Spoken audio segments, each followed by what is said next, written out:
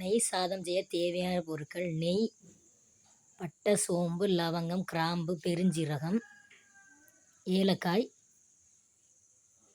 பெரிய வெங்காயம் 1, தக்காளி 1, இஞ்சி பூண்டு பேஸ்ட்டு, 2 உலக்கு பாஸ்மதி ரைஸு.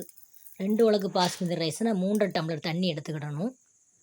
தேவையான அளவு பச்சை மிளகாய், அப்புறம் கருவேப்பிலை. இதில் எந்த விதமான பவுட்ரு எதுவுமே சேர்க்கல.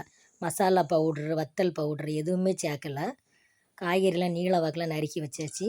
ஸ்டவ் ஆன் பண்ணி நெய்யை ஊற்றி நெய் சூடானோடனே பட்டை, சோம்பு, லவங்கம், கிராம்பு, பெருஞ்சீரகம் எல்லாம் போட்டு வதக்கி கருவேப்பிலையை சேர்த்து அப்புறமா இஞ்சி பூண்டு சேர்த்து வதக்கின பிறகு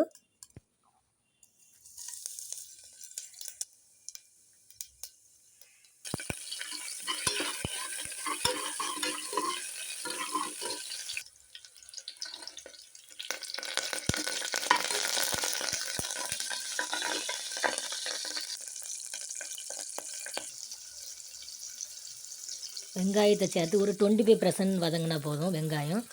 அப்புறமா தக்காளியும் சேர்த்து வதக்கி 3 டம்ளர் தண்ணி ஊற்றி நல்லா கொதித்த பிறகு பாஸ்மதி ரைஸை சேர்த்து குக்கரை மூடி வச்சு ஆவி வந்த உடனே நம்ம இறக்கிற வேண்டியதான். குக்கரில் ஆவி வந்தோடனே விசிலை போட்டு அது ஒரு 10 மினிட்ஸ் கழித்து நம்ம இறக்குனா உதிரி உதிரியான பாஸ்மதி ரைஸ் ரெடி. விசில் வந்துடக்கூடாது. விசில் வந்தால் டேஸ்ட் இருக்காது. விசில் வந்தால் சாதம் குழஞ்சிரும். உதிரி உதிரியாக வரணுன்னா இப்போ கேஸ் ஆவி வந்துட்டு நம்ம விசிலை போட்டு ஒரு 10 மினிட்ஸ் கழித்து ஓப்பன் பண்ணி பார்த்தா பாருங்கள், உதிரி உதிரியான நெய் சாதம் ரெடி ஆயிட்டு.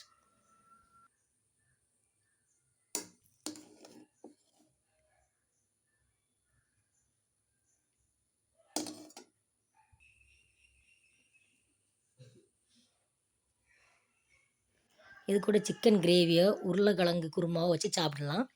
நம்ம இன்றைக்கி உருளைக்கிழங்கு குருமா வச்சுருக்குறோம். உருளைக்கிழங்கு குருமா எப்படி செய்கிற வீடியோ அடுத்தது அப்லோட் பண்ணுறேன். தேங்க்ஸ் ஃபார் வாட்சிங்.